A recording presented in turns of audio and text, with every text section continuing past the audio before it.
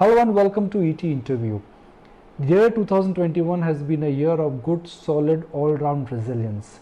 It was a good year of growth, solid resilience in terms of the pandemic comeback, and a good year of demand recovery and solid in terms of capex revival. So how will 2022 be different from 2021? More importantly, how can India Inc. really build on the advantage which currently we have, which is a lot of global liquidity, low interest rates, and a renewed focus towards manufacturing. Now, to discuss all that and much more, it gives me great pleasure to bring on board Mr. TV Narendran, President CII, and also CEO and Managing Director with Tata Steel. Mr. Narendran, fantastic to have you back on ET now. Thank you for joining us. At the outset, wish you and your family, your employees, and everyone at CII a very happy New Year. Happy New Year to you too, Nikunj, and to all the viewers.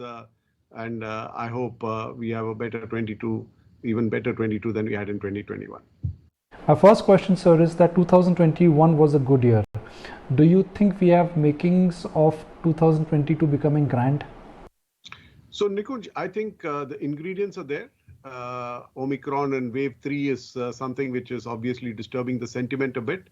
But the general sense is it will spread faster, but it will be milder. And if we can get out of this in the next month or two, then I think we are well set for a good year. The impact of all the investments that the government is making on infrastructure should start bearing fruit.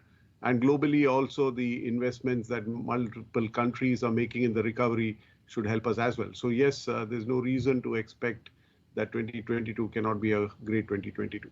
Now, the two big factors, sir, which in a sense are going to be different for 2022, is that now there is a universal acceptance that we will have to deal with inflation, and that could be a problem area. But equally more important is that the supply chain disruptions which were there, they in a sense have only got multiplied. There is certainly a concern on inflation. I think that's reflected in multiple central banks saying that they're thinking of either pulling back on the monetary policy or increasing interest rates. I think that concern is there because inflation hurts the lower sections of society much more than anybody else, and there is a concern on that. But having said that, part of the inflation that we saw in the last few months was because the recovery was sharper than most people expected. Supply chains were not ready for it. Logistics was not ready for it. So you saw container shortages, freight rates going up, etc. Some of that will correct. Even if you look at metal prices, it reached very high levels and now it's settling down to more sustainable levels. So I think some of the short-term impact of a rapid recovery reflected in inflation, which should tone down. But then there is the other part of it, which is more a consequence of money being spent in the economy translating into inflation. So I think one has to be careful in the response so that you don't overreact to it. Do you think somewhere high energy cost could also dampen this entire animal spirit which you're talking about? Because we've seen a spike in coal, we've seen a spike in crude. Ultimately, India is an energy importer, and if energy prices they continue to spike up, it's going to just change the entire or shake the entire apple cart.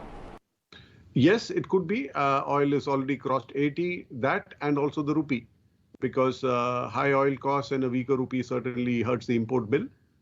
So the rupee is at 76 or in that space. So I think these are things that we should certainly watch out for. But also, as you saw in the last few weeks, the government had some headroom on the taxes, on the excise duties, etc. So you can also mitigate the impact on the common man by tweaking the taxes, because when the oil prices were low, we could get more through higher excise duties and taxes. So I think there is some headroom available there. But yes, globally, one would look at oil and gas prices. If you see gas prices in Europe, they really shot up. So I think these are some concerns. Energy prices certainly are a concern. How do you see this current cycle being different from the previous capex cycle? And let's talk about big sectors where the capex has started: textiles, power, or even for that matter, metals. Yeah, Nikunj, so the sense we got even at CII, at the National Council in early December when we spoke to the CEOs was that private sector capex is slowly coming back for multiple reasons. Private sector capex comes back when there is good demand, there is good profitability, there's high capacity utilization, and also better balance sheets.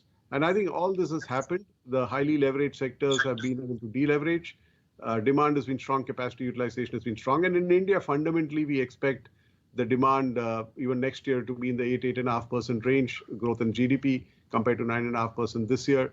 So if you are moving at that range, private sector capex is headed back. Of course, there are sectors which will not see the capex that we had seen, 8-10 years back.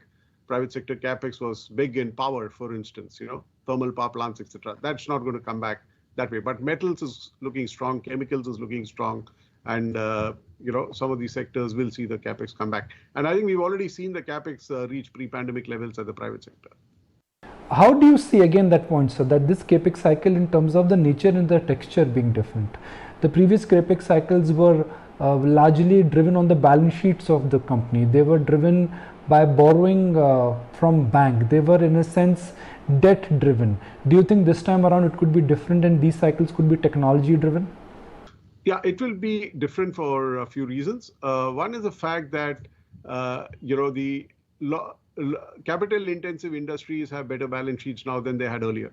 Okay, so that gives them more options, right? A lot of capital intensive industries in the metal space, for instance, will generate positive cash flows which can support capex growth without having to add to debt, right? So that itself is one positive difference from what it was earlier when you could only grow by adding more debt to your balance sheet. So the second part is corporates also have more options. You don't necessarily need to go to the banks. You can have bonds. You can, raise equity. So there are multiple options available as well. The third part is there is also growth coming, without that much of capex in terms of debt. For instance, if you look at the startups and if you look at those areas, the capex may be low, but the employment generation is much higher. And capex is also, or the money coming in is more through equity than through debt. So I think the nature of money coming into the economy is changing, and a lot of the capex of, let's say, metal sector is more through brownfield expansion than greenfield expansion. So that will also not require a lot of time and money spent on acquiring land, etc. It's about expanding and better utilizing existing land banks and assets that are already there. These are a few things that we're seeing. But even when we talk to the government, we are also saying that as much as we encourage private capex and capex intensive growth, we also need to encourage sectors where the capex intensity may be low, but the employment intensity is higher. For instance, tourism is one such sector where employment intensity is much higher. Services in many areas, employment intensity is higher. Even in manufacturing, textile, leather, etc., areas where employment intensity is higher. So we need to find that balance because ultimately it's not just about capex, but also about jobs.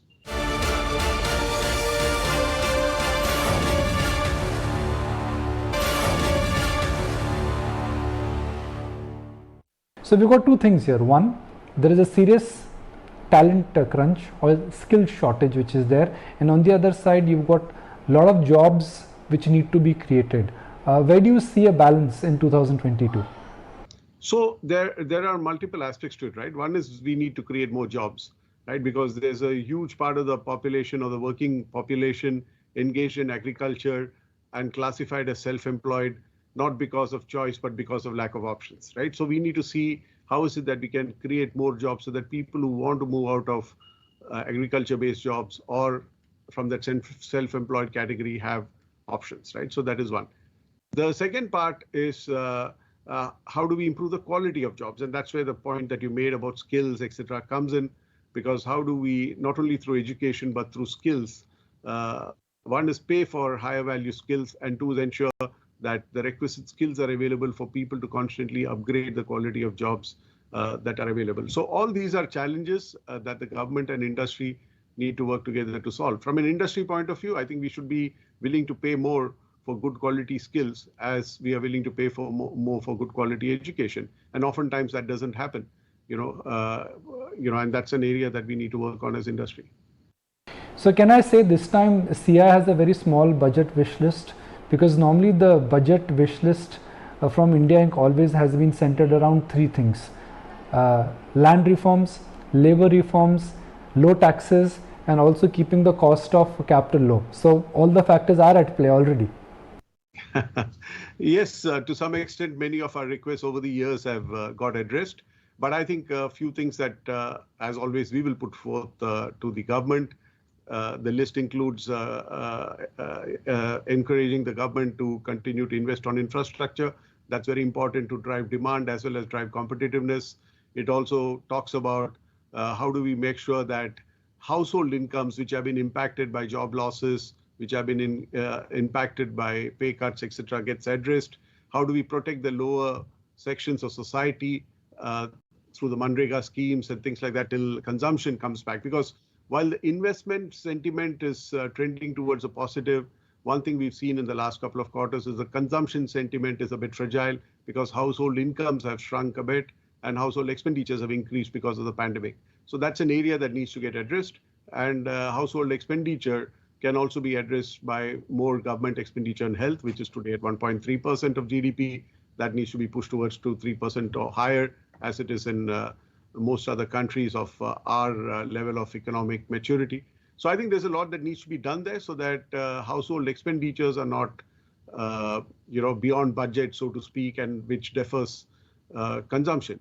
And we want to ensure that consumption does not get derailed as much as investment comes back on track. So our wish list is around that, and a little bit more on the longer term on sustainability, on technology, providing the policy roadmap and the infrastructure roadmap, which can help us in these areas, and also a few suggestions around what can we do to encourage startups not only to be created here but to be listed here and to be registered here and grow in India. I think these are some of the areas that CII has been talking to the government about, and of course to continue to improve the cost and ease of doing business.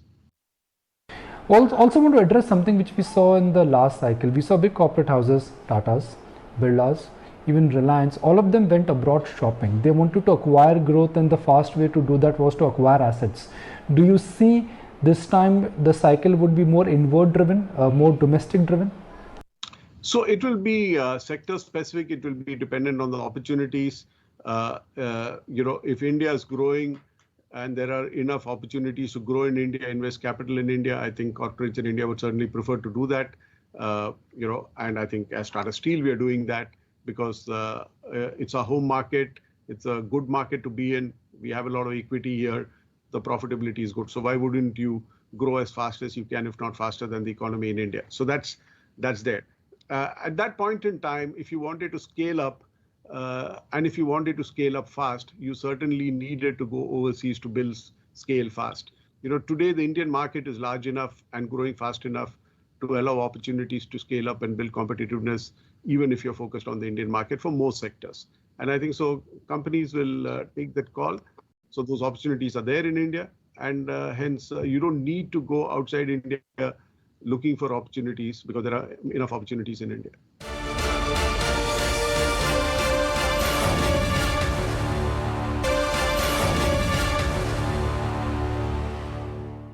But in general, what can be done to ensure that the manufacturing wheel, which is now turning in favor of India after the PLI schemes, really accelerates further? Yeah, to shift manufacturing to India, to grow manufacturing in India, you need to actually have a 10, 15, 20-year kind of approach, because manufacturing is capital investment which can't move so easily, right? So you need to make sure that people who invest capital see the potential and see some stability of opportunity for the next 10, 15, 20 years. Classic example is auto industry in India. 30 years back, India was not known as an automobile manufacturer, but policies were made, investments were made, and just about anybody who wanted to make automobiles came into India because you made in India for India. And they developed an auto component ecosystem, which is truly world-class. So today in India, you have world-class auto companies, world-class auto component companies who build scale in India, who've gone overseas, auto components at least, build scale overseas as well. So I think we need to have that kind of an approach. Pick sectors where India is a big market, pick sectors where India have some advantage in factor costs, have policies which encourage investments and support those investments so that over 10, 15 years, those companies can build scale, become world-class, and go out there and make in India for India and make in India for the world. So the PLI schemes are a good beginning. And I think we need to create many more ecosystems like we've created for the auto industry. Pharma industry is another example. I think steel industry is potentially a great example as well, because we have India is geologically very rich. It can be steel, it can be aluminum, it can be many other metals. So we need to pick the sectors, pick the geographies within India where they can flourish. support them with policy stability and incentives, and help them build scale and competitiveness. We've seen the government focus on PLI. We've seen government's focus is there on making sure that EV is the next frontier in terms of adaptation and in terms of affordability. What could be the next one or two sectors where you think government now needs to prioritize their policy and needs to roll out incentives? So I think two areas which already are in focus of the government. One is technology-led manufacturing. Electronics manufacturing is one, because pretty much anything and everything will have semiconductors. Again, these are all areas which cannot be created without support of the government. You've seen that globally. So I think there is a lot of support that we need to give, which we are giving as government. Industry will need to leverage that on technology-led growth. The other is prepare for the new, for a greener economy, because you have a climate economy out there over the next 20, 30 years. It could be hydrogen, it could be carbon capture and storage solutions, it could be renewable energy. Also, you need to create the infrastructure for that. It's not just about producing hydrogen, but making sure it reaches different parts of the country where it's required, right? So I think there's a lot of opportunity there as well. Because these are going to be the areas which are going to help countries differentiate themselves in the future. And what's your understanding on the COVID front? Last question. We started with this one, but generally to understand that, do you think now India Inc. is prepared? We are going through a very powerful Omicron wave, but right now, touch wood, looks like there is no large-scale disruption. Do you think India Inc. is now prepared? I think India Inc. has got better in dealing with it between wave 1 and wave 2 itself. Most companies, whether it's office-based companies or factory-based companies, have developed protocols. I dare say that many of our premises, whether it's at the office or in the factories, are safer than the communities outside, right? Because we have very strict protocols on who comes in, whether they are vaccinated, whether they're tested. We have protocols on distancing, social distancing, wearing masks, etc. So I think corporate India has really adapted to this new way of working and are able to handle the risk which comes with it. I think what we are looking forward to is less disruptions, across supply chains, disruptions which are not thought through, because sometimes the disruptions are not really helping stop COVID, but are disrupting economic activity very significantly. And we've seen the impact that it has on livelihoods, and we need to make sure that we don't impact livelihoods unnecessarily. We need to certainly save all lives, but do it in a manner that has the least impact on livelihood. So I think corporate India is well equipped. I think better coordination between corporate India and the government at the center, the state, at the local level will help us see through this wave 3 without derailing the economic recovery. Well, Mr. Narendran, really appreciate your time and really look forward to much more of you on ET Now going forward. Thank you, Nikunj. My pleasure.